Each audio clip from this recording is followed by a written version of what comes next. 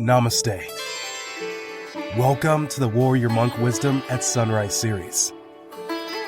A daily dose of self-discovery can bring the calm within the storm. For when we know ourselves, the rest of the world begins to make sense. Let's flow.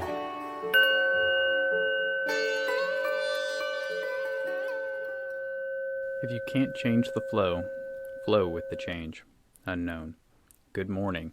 So we're talking about flowing with the change of life and what that really means for who you are and how you perceive what's going on in your life. Because in reality, like we've talked about many times on this show, you really only have control over so much. Really, we don't even have control over the perceptions of situations. All we really have control over is how we react to those perceptions. Because something may happen and in your mind, your first action or your first thought is going to be, this or that.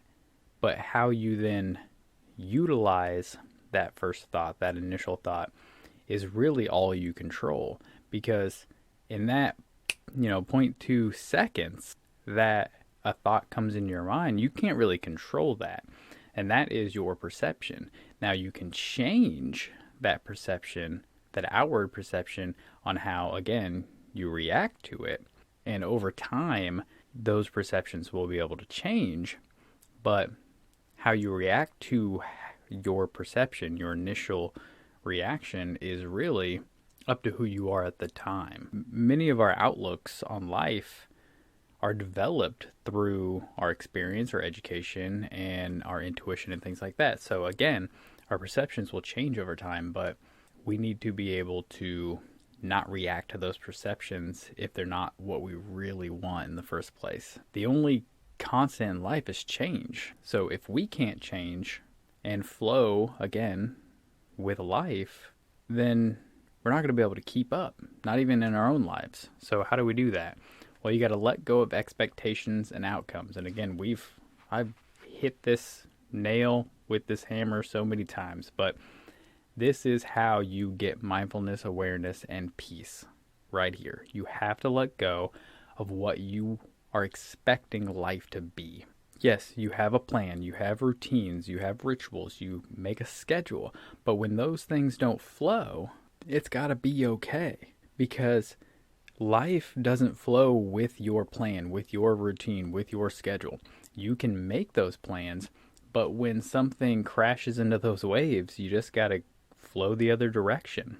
The next step is to do your best. The only way to truly let go of attachment is to do what you can, as much as you can, and with as much pride and love as you can, and know that you did everything you can, or at least sacrifice everything you're willing to sacrifice. And if it doesn't work out, then there was literally nothing else you could do, so there is no need to be upset. Because we only become upset when deep down we know there was something else we could have done or should have done in that situation. So the next step would be to look back, regularly looking back at, your schedule and your daily tasks and your life vision and philosophy, because these are going to change over time. As you age and your life transitions, occur in different stages, all of these things are going to change, and you need to be able to be okay with the change and start making those.